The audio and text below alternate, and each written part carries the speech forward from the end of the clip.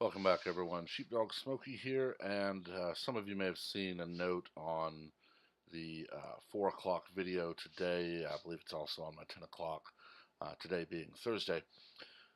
You may not be able to hear it in my voice, but I am not feeling well. Allergy season is ramping up, so I will not be posting on Saturday or Sunday so that I can let the meds work. I'm also going out of town with my parents to pick up some stuff for the family, so this will be posted tomorrow, Friday, and as well as some others, and then I'll have the weekend off to help my parents and recuperate. But let's dive into this one. AOC deletes tweet when she shames lawmaker she thought was Republican, only he's not. Representative Alexandria Ocasio-Cortez stepped on a political rake when she unloaded on a House colleague thinking he was a Republican. The New York Democrat blasted Kentucky Representative John Yarmouth on Twitter Tuesday for a photo of him standing next to a cardboard cutout of herself posted by the Republican Party of Kentucky. Throwback Thursday, last month, when the socialists threatened the lone Kentucky Democrat in Congress if he didn't bend to their radical extremist will. Looks like AOC and socialism are calling the shots for Kentucky Dems now. That was posted by the Republican Party of Kentucky. But the attempt by the 29-year-old Democratic Socialist to shame Republicans for posting older male members next to cardboard cutouts of young female legislators backfired in a big way, as her gaffe was instantly apparent to everyone but herself. Now, unfortunately, my browser here is not loading the tweets, but you can see the text of it, which the pictures are mostly just screenshots of her tweet or something similar. The freshman congresswoman ended up deleting her tweet after being called out for attacking Yarmouth, a fellow Democrat and chairman of the House Budget Committee. The old white guy in that picture isn't a Republican. He's John Yarmouth, one of your Democrat congressional colleagues. You can see further on. The National Republican Congressional Committee had some fun at Ocasio-Cortez's expense and followed up with a message for the woke socialist from New York. This older male member is a Democrat. This Democrat is on the Budget Committee. This Budget Committee member is the chairman. This chairman needs to find $93 trillion to pay for your asinine Green New Deal. The update by Michael McAdams read. Maybe spend less time making coloring books like a 4-year-old mom and more time getting to know your fellow socialists. Even the old white male ones you seem to hate like John Yarmouth, it went on, referring to a Green New Deal video she had tweeted last week. The NRCC added a postscript. P.S. AOC currently sponsors one of Budget Committee Chairman Yarmouth's bills. Social media users roasted Ocasio-Cortez over the tweet, but many were just thankful for her endless supply of entertainment. Nice to have her back from vacation. AOC must hold some sort of record for self-owns, and even a prayer from Man of Call, Colorado. And you can just see it goes on and on.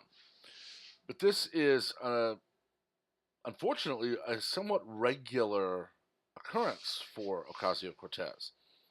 You see, unlike many people in Congress, although not nearly enough, she lacks the ability to filter what she's going to say through her brain before she says it. Everything is, and why don't you provide a better idea? Until you do, I'm the boss. Or, as you can see, trying to shame a Democrat because he looks like a Republican, apparently. The party of identitarian politics is the party of, until you prove to me you're a Democrat, all old white men are Republicans unless we like them. Now, of course, I expect Ms. Ocasio-Cortez to deny the tweet, to claim she's being harassed or stalked or victimized or bullied or what have you, because people will not let her gaffe go away.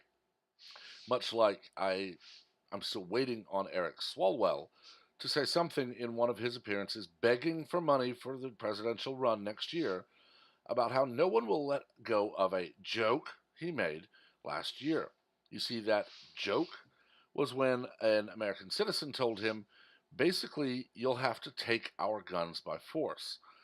He referenced the American Revolutionary War when King George's soldiers told the colonists to disarm, and they started a war over it. his response was basically, it will be a short war because we have nukes. Almost instantly, he tried to backtrack, saying it was a joke. But for someone who wants to be the paragon of virtue, that is, removing dangerous items from people who don't need to have them, to even joke about having nukes in that scenario proves he should be nowhere near them, yet he now wants to be president to where he will have a beeper and a briefcase near him 24/7 just for that occasion. This is unfortunately becoming a very common occurrence.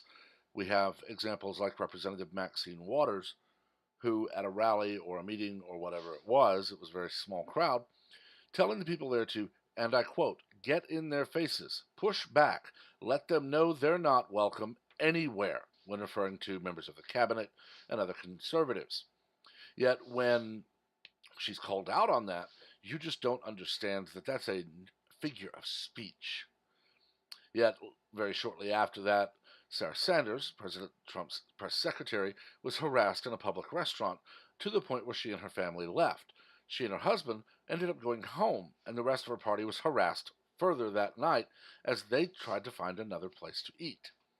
And then, of course, very recently, April Ryan, knowing full well that Sarah Sanders has been harassed in public because of her politics, says she needs her, and I quote, head lopped off.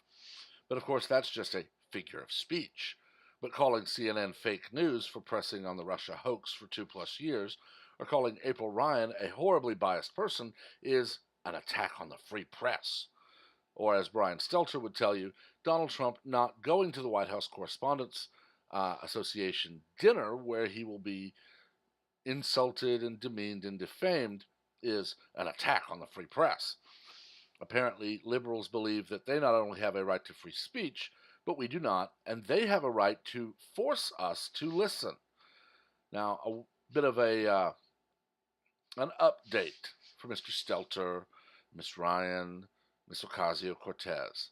You, like all other American citizens, have the right to free speech. You are also responsible for the words that you say. We are also free to ignore you. And that includes everyone all the way up to the chief executive of the executive branch. The commander-in-chief is free to not listen to you. Otherwise, we would have federal laws mandating that CNN be the default channel for all American televisions so that Mr. Stelter gets his screen time, or that anything else, anything short of praise on social media is not allowed, even when they're obviously lying.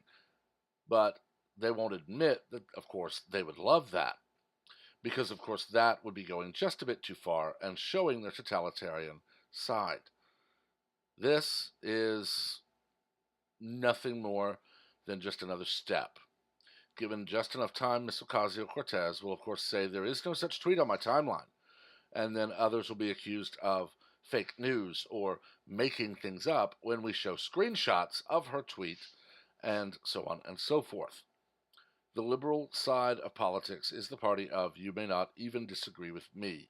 I am your better. And it's only a matter of time before we hear that actually said. But I've talked about this one long enough. Let me know what you think in the comments. As always, keep them civil. We do not learn from argument. We learn from debate, a lesson many liberal Democrats would do well to learn. As always, remember to like, comment, and share this video, as well as to subscribe and activate notifications so that you're among the first to know of all new content as it is posted. Until Monday, everyone have a wonderful day.